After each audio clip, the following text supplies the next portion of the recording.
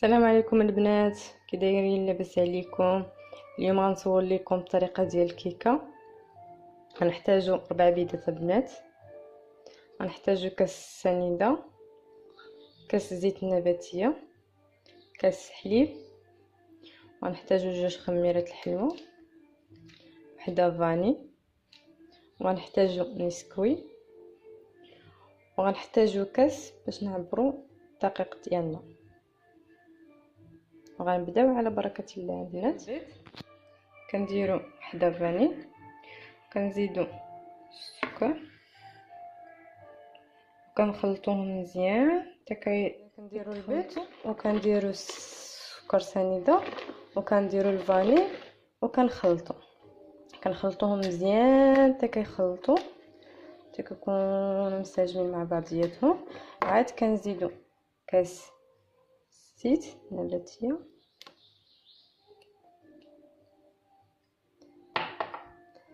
كاس حليب، وكنخلطوهم حتى هما، كنخلطوهم مزيان.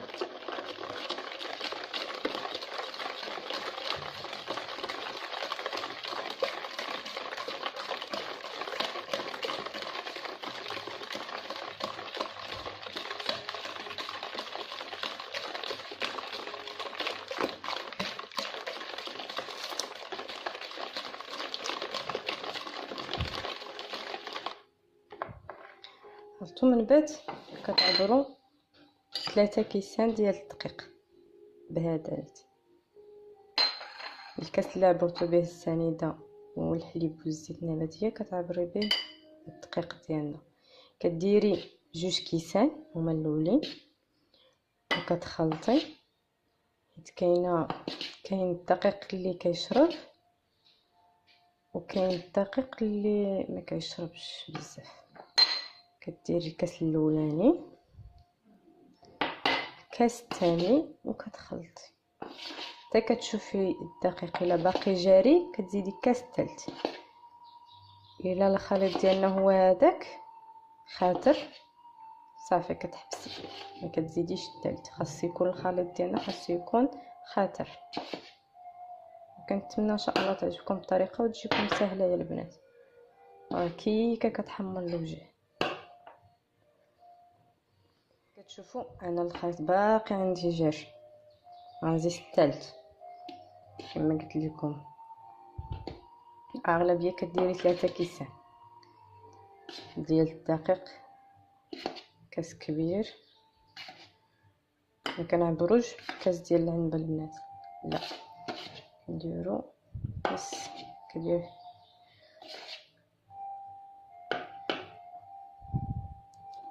كتزيدي وكتخلطي،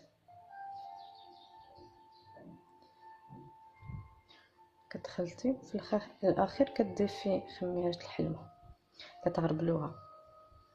انا غربلت الدقيق قبل ما نصور البنات.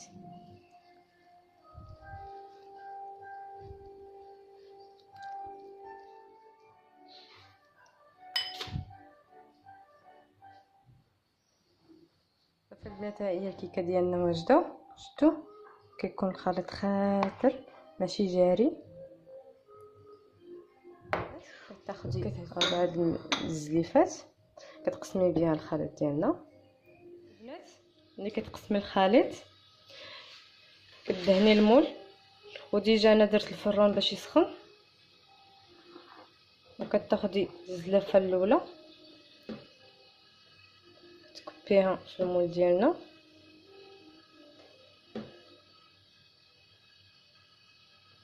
اسمحوا لي البنات مع التصوير، انا اللي شاده كنصور. حتى كتخوي الخليط كامل. كتشوفوا البنات انا سرحت العجينه. دابا غندخلها للفران، غنقص الفران وغندخلها وغطيب بشويه ليها طاطيب.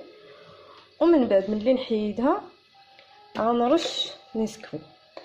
انا غنحتاجو نسكوي البنات، غنرش نسكوي، غنغطي بها كامل العجينه. وعاد غنخوي الزلافه الثانيه. وهكا غنديروا الكيكه ديالنا. هذه هي الطريقه البنات. من الطيب هادي غنخرجوها وغنرشو شويه ديال النسكوي ونرشو غنغطيو بها النسكوي وغنديرو الطبقه الثانيه ونفس الخطوات البنات غنديروهم في العجينات الاخرين. ملي الطيب عاوتاني هادي غنرشوها بالنسكوي وغنديرو الطبقه الثالثه والطبقه الثالثه ملي الطيب نرشو ونديرو الطبقه الرابعه وهكا البنات كتجي الكيكه زوينه وكتجي بالطبقات هكا مقسمين. وكنتمنى ان شاء الله يعجبكم الفيديو البنات. المهم انا غنوريكم الخطوات وغنوريكم لاصوص الشوكولا البنات. هي العجينه الاولى طابت شفتوا ستكون بحال هذا الشكل سكوي. غندير نغربلوه بحال هكا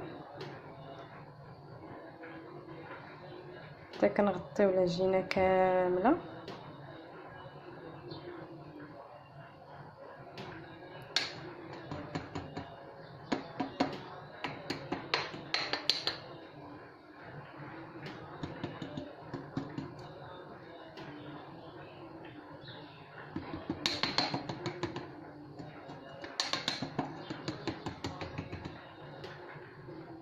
كنغطيو العجينه البنات.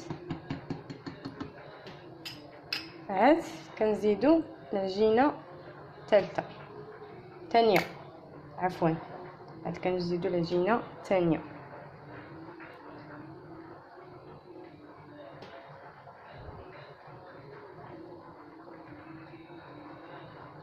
كنغطيو العجينه الاولانيه كامله.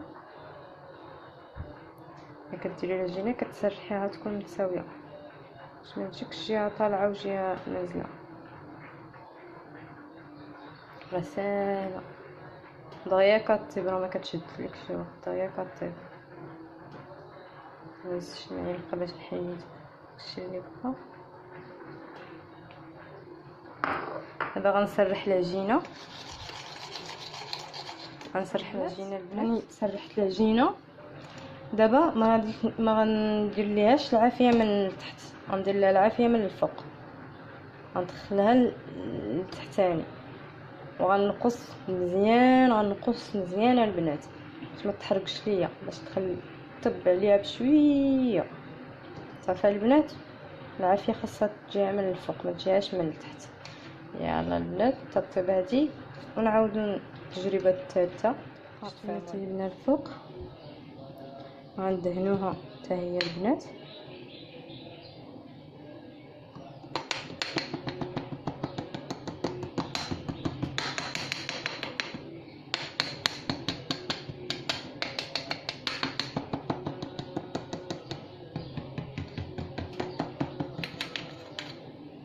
وغنخويو الطبقه الثالثه.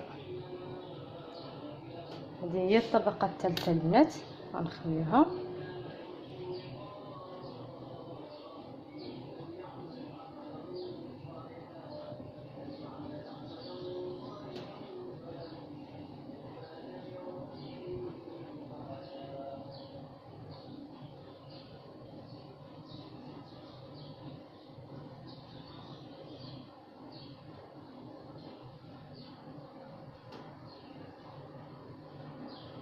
بعد ما سرحنا الطبقه الثالثه غنديروها حتى هي طيب من التحت تجيها العافيه من الفوق وغنحيدوها ونديرو اخر طبقه. هذا هو الشكل ديالها البنات. دابا غنصاوبو لاصوص الشوكولا باش نديرو نخليوها تبرد على ما نصاوبو لاصوص الشوكولا.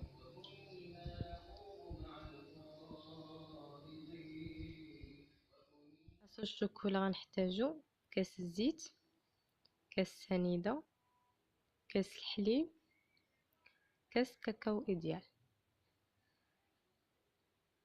كنعبرو بكاس صغير وغنبداو على بركه الله. غنديرو كاس الزيت، كاس سنيده،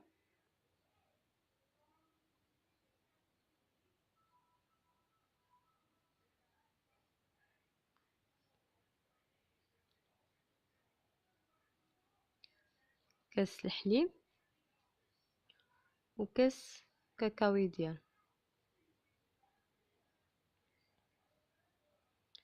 وغنخلطوهم بالطراب اليدوي.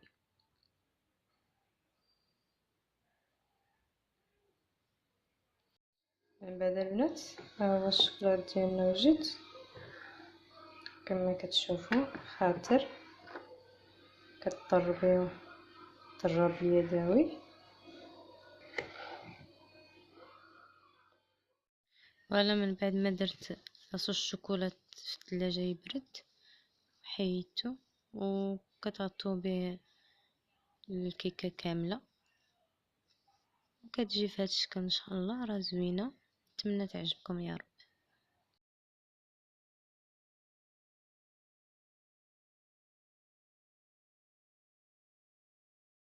ولا كيبقى مزيان على حسبكم البنات كما كتشوفوا. هذا هو الشكل النهائي ديالها. الى عجبكم الفيديو ديروا اشتراك وديروا جيم، وبسلام عليكم.